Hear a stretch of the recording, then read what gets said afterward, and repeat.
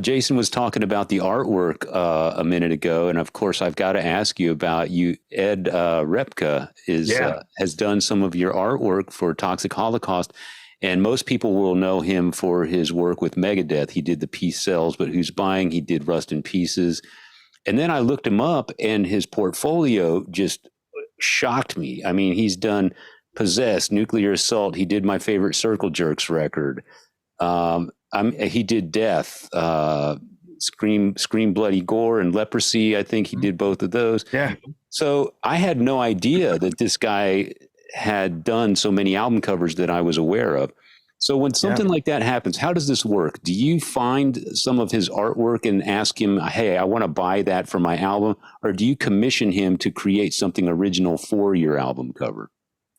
So this is kind of funny. So I got him basically it was for a record that came out in 2005, but this was 2004 that I contacted him because, it takes a while. If anybody has done a record, they know that art usually is the thing that takes the longest. For whatever reason, artists seem to, procrastinate right up to the very end. And like, you're always waiting on art at the end. Not to, throw shade at any artists out there, but, so it happens. Like any band will tell you that happens a lot. But, so basically 2004, I was thinking of ideas for the next record. Oh, grew up with Megadeth posters on my wall, things like that. And, I was like, that would be a dream come true. That's like the ultimate thrash artist to have is like Ed Repka. So basically at that time, he actually wasn't really doing any band artwork. Like he wasn't, that scene dried up and, a lot of bands weren't really using that kind of like colorful painted full color artwork anymore at that time. So what he was doing at at the time, he was designing like the artwork packages for like the Hellraiser action figure toys and stuff like that. He was doing the box art for that stuff. Wow. So that's what he was doing was more action figure type stuff. And so I contacted him because a magazine did a write up about him. And it was just about his history and things like that. And I was like, cool, that, had his contact information. So I got in contact with him that way.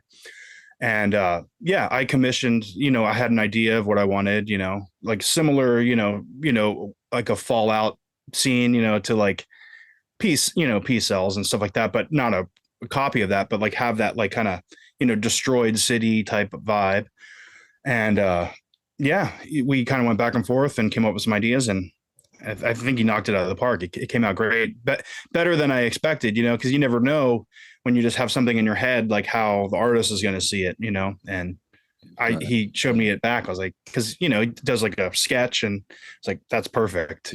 That's exactly what I was looking for. I don't like to, I think it's amazing. I think that it's sad. You said something a second ago that kind of artwork kind of comes and goes in popularity as to what style of artwork, artists would want on their cover. And it's no secret the album cover art can be very important especially if you plan to do this on LP, which is a 12 by 12, yes. And it relates for t-shirt art and posters, et cetera, et cetera. 100%.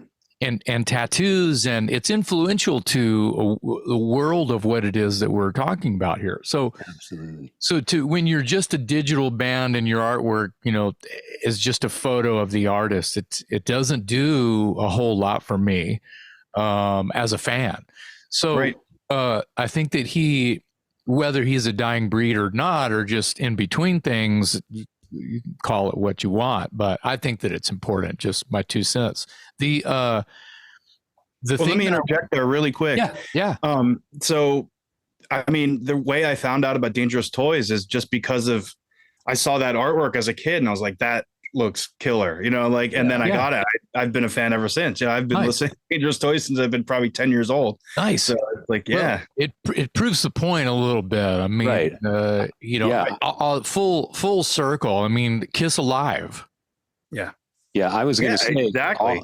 All three of us here have probably bought records at the store without even knowing the music. We just we were pulled in by the visual, and then you get home and decide whether or not you like the music. Yeah. Because it predates like being able to preview everything online, like you'd have to go to the record store, you'd see something that catches your eye. You might impulse buy it just because it looks so cool. Sometimes you're disappointed, but sometimes you find some gems that like none of your friends know about, and like, you're like, check this band out, and it's cool. Artwork is very important, especially at that time period, for sure. That's a great point. That's a very great point that you just made, that back in the day, you didn't have an opportunity to preview stuff. You couldn't find a clip online or whatever. You had to buy, you either already knew about it because you heard the record from your older brother or the neighbor or something like that, or you were just going to roll the dice because the cover looked so cool. We had a Way from Voivod on the show, and he was telling us that that was his experience with the first Iron Maiden record. Of course, who can resist the first Iron Maiden record, and of course he loved it. But it just goes to prove my point that, people of a certain age remember going into the record store and you'd be like, oh, something it got your attention, It was a thing for me and a lot of my friends where if we even had a stupid job at, age 17, we would spend our whole paycheck in the record store. And it wasn't because we knew what anything sounded like. Oh, I got to get the new blah, blah.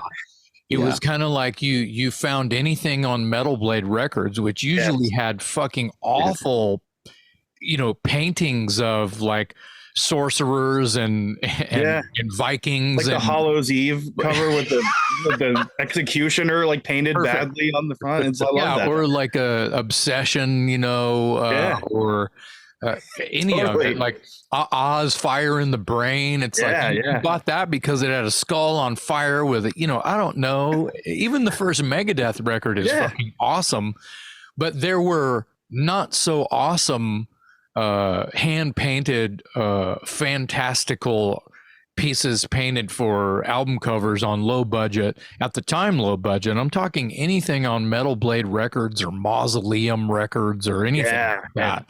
Torrid Records. I mean, case in point, the first Exodus record is one of my favorite thrash records of all time. It just destroys and is still leaving a path of destruction in its wake. But that album cover art is not so hot. But I wouldn't have it any other way.